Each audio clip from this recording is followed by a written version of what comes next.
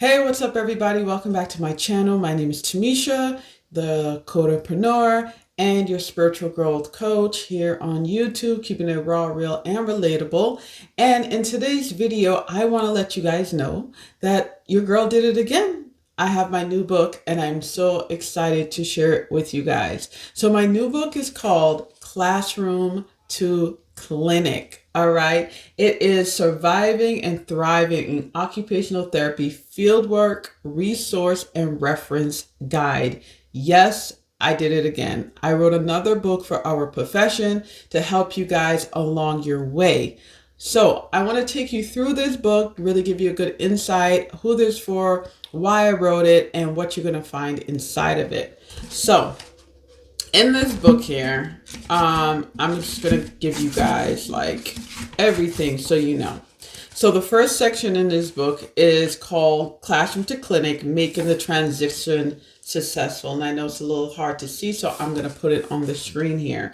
So the first section really just talks about preparation, right? So it's all about strategies to be effective in preparing and managing your time. So I go through why is it important to learn strategy before starting field work, understanding 8 challenges that you're going to face on field work, necessary steps of fieldwork preparation, 4 tips for adequately preparing. I mean, this first section really covers that preparation phase, everything you're going to need to know on how you should prepare, how to cope with the demands and the stressors of field work. And then in chapter 2, I go into more of building professional relationships as well as maximizing your learning opportunities. This is where I'm going to talk about, how to build strong professional relationships, how to be professional when you're on field work, maximizing your opportunities. When is it a good time to start seeking, reflecting, and asking those necessary questions? Then I go into chapter 3. Now in chapter 3, it's really focused more on critical thinking, problem solving, and communicating. So in this section, I look at, how to cultivate professional skills, tips to enhance your professional skills, to seek feedback, set goals, and to reflect, as well as challenges that you're going to face when it comes to transitioning from fieldwork to a professional practice setting. Okay, and then I continue on. That is section 1. So section 1 is really like the meat of just preparation, time management, all of those like key skills you're going to need when you're going into the clinic. Now, section 2 is, I think, is absolutely phenomenal. And as you can see here on the screen, like, it is something that I don't think I have ever seen in a fieldwork book. And section 2 is in-service ideas. So I actually give you in-service ideas, all right, that you can do on fieldwork, right? So it takes all of the guessing on, what should I do? All of that thinking and wondering, like, what should I talk about? What should I come up with? I give you a whole bunch of ideas. And not only do I give you a whole bunch of ideas, I give you ideas for every single setting you're most likely going to be set in. It can be skilled nursing facility. It can be in home health. It can be in the school setting. It can be at a hand clinic. I give you in-service ideas for each of those, okay? With a topic and a subtopic. So that as you continue through the book in section 3, this is where it gets really good, because now I'm moving into scenarios, real life scenarios and case studies, and what you should do, right? And how to deal with the problem. As you can see here, how I break it down for you guys. And then in section 4, this is your frequently asked questions. So I'm going to go through that here in my book while I have it in front of me. So just real quick, with the questions that often you might get is, what's the difference between level 1 and level 2 fieldwork in occupational therapy? Some questions might be, can I request a specific type of fieldwork setting, such as pediatrics or mental health? What type of activities or interventions will I be expected to participate during field work?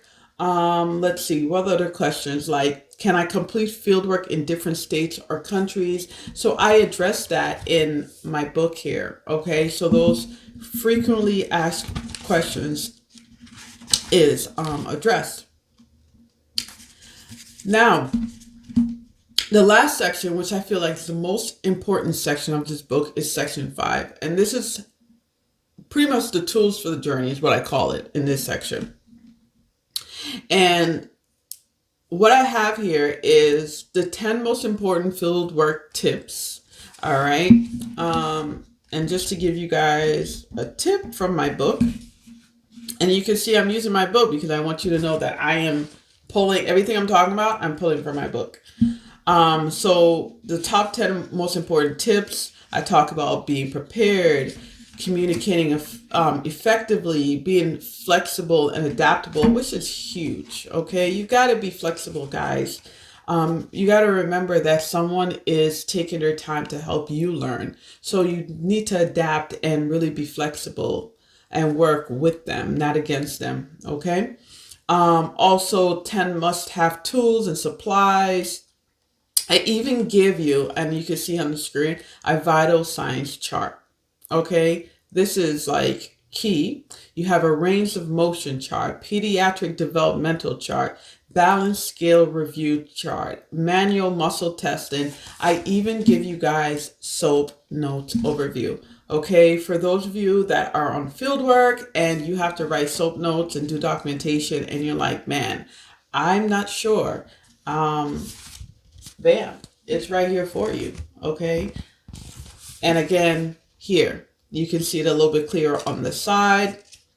I give you how to use professional language, right? What's the difference between saying client did or client performed, client participated, client engaged, client demonstrated? This is all proper terminology. Or you can even say patient performed, patient demonstrated, patient instructed. Okay, these are professional language when you're on your field work. I also even provide you with some key terminology that you should use when you are writing, such as measured, facilitate, instructed, assessed, safety, right? These are all important words, as well as the SOAP note breakdown for you. I even give you a little example of how writing SOAP notes should usually look for. But I think this is probably, this last section, I think is probably one of the most important parts of this book, and that is the weekly reflection. Okay, as you can see here on the side, the weekly reflection, this is vital because I didn't have this when I was on fieldwork, and I think I was doing this mentally in my mind, but I think it's so much better when you actually take the time and write it down on the spot or even when you get home. And I call this a weekly reflection because you go through your whole week, right? And you can take notes on this. So on the top there, you're gonna write the week, so week 1. And then in the first box, it says questions to ask my supervisor. So if there's something that you are going through and you're like, you know what, a question just popped up and you don't want to forget it, you write it down. Advice from my supervisor. So if there's something your supervisor said that's very important, write it down, right? Then the next one, I need to study this more. Super important because your supervisor might say something to you, or you might run into maybe a situation, or you just might run into a difficulty, or it might just be something that you just want to keep a note of. Write it down, okay? And then the last thing, this is like your wrap up for that first week, my thoughts for this week. So you write down how this week went for you. You write down those thoughts. And I'm telling you guys, this part of the book is so important. Why I say this is because you can go back and you can reference this as you are preparing for your NBC OT examination. Because fieldwork is great, but if you cannot pass your exam, sorry, hate to tell you, you will not be working as a OT or a CODA.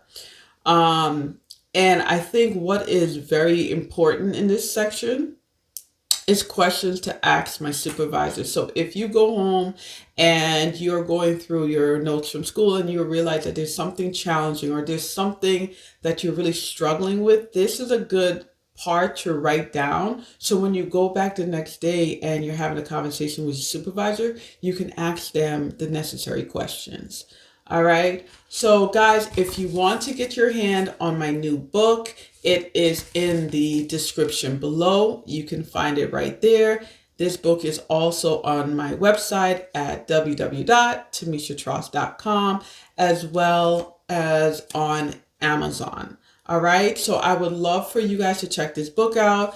You guys know that whenever I do stuff, I really do it with my students in mind, and I try to put myself back in that student seat to really think about what is most important. All right. And you guys know, if you guys ever got my first book, which is right here, 12 case studies, then you know that I write very concisely. I don't add fluff. I get right to the point and give you the meat. Alrighty. So again, if you're loving my channel, please go ahead, like, share, and don't forget to subscribe. All right. Until next time, guys, keep in mind, if you have gone through fieldwork already, it's all right. Don't worry. What I can do for you is help you pass your exam. So if you are in need of assistance to pass your NBCOT exam, go ahead, look at the description below for my Study with a Coda course. All right. Until next time, guys. Bye-bye.